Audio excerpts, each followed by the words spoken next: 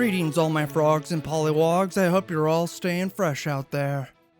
When Corn Pop made Juneteenth an official holiday, some people were like, enough already. There's already Black History Month. Well, I honestly disagree with this sentiment. One could argue Juneteenth makes more sense as a holiday rather than a whole month dedicated to grifters, chiselers, swindlers, and corporations pandering to 13% of the population while trying to make a dime off the guilted or proud. Whereas Juneteenth actually represents something, where the last of the slaves learned that slavery had been abolished, and they were now free. That makes sense to me as something to celebrate, and is one of the very few things the current president has done that deserves some props. Some corn props, if you will. Now that we're all caught up, let the celebrations begin.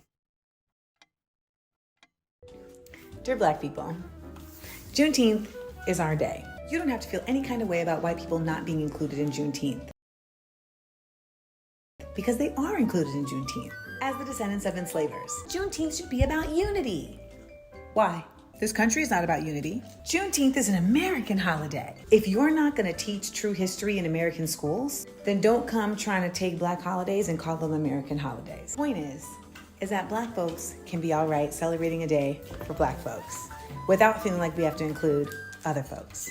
I don't see Christians spinning dreidels for Hanukkah ads. Ba-dum-bum. I've been off the internet for like 6 years. These people still exist? And she would respond, what do you mean by these people? I mean these people who make divisive, unoriginal, uneducated videos arguing against made-up scenarios to feed their desire for someone, hopefully multiple someones, to pay attention to them. Well, I'll take the bait. Unfortunately for her, she went wellin', but all she caught was a carp, a goofy-looking one, that even the other carps laugh at. Well, since we're not invited, I hope you don't mind us at least watching the celebrations. At a Juneteenth celebration in Willowbrook, Illinois, 1 dead, 22 injured. At a party in St. Louis, Missouri, 1 dead, 9 injured, all teenagers. A music festival in Washington, a nightclub in Georgia, a house party in California. Okay, that's one way to celebrate, but I would have stuck to the classics. Buy some brewskis and fire up the barbecue. Order a pizza. Heck, maybe even buy a round of JBCBs if I was feeling froggy enough. To each their own, I guess. What I do know is I can't wait to watch House Party 5. It's going to be crazy.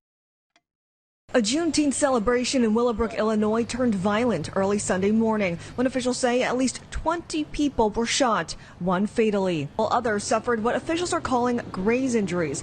In St. Louis overnight, authorities say multiple people were shot inside an office building. Multiple firearms were recovered at the scene, including AR-style rifle pistols as well as a handgun. In Washington state, according to the sheriff's office, the suspected shooter walked away from the scene before officers tracked him down. Wow, this is absolutely awful. I can say without a doubt that my fellow Carlosians will do anything we can to help. Here are photos of some of the suspects that were described. The Illinois suspect. Here's the St. Louis suspect. Officer Tracy explained the suspects and the victims in such vivid detail. Multiple firearms were recovered at the scene, including AR-style rifle pistols as well as a handgun. A total of 10 victims suffered apparent gunshot wounds, including the deceased. Great job, officer. It's as if we were actually there.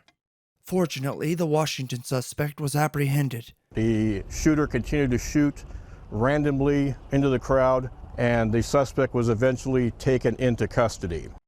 Oh, good. Looks like this next video is in Milwaukee, where the celebrations are a little more toned down, I hope. At least 6 teenagers were shot in Milwaukee yesterday, right near the city's Juneteenth celebrations. Police say the victims range in ages from 14 to 19 years old. Believe the violence stemmed from a fight between girls. The gunman, however, is believed to be a 17-year-old boy caught on cell phone camera reaching for what appeared to be a gun. Oh, come on. At the very least, kudos to this news outlet for showing the actual suspect. Unfortunately, it looks like the suspect was armed with a black male. Guns are such jerks. Have you no decency, gun? Have you no heart? All they wanted was to enjoy Juneteenth, and the guns come along and ruin it all. It's truly tragic. However, there's a silver lining to all this.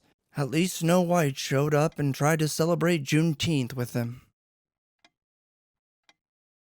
Dear Black people, Juneteenth is our day.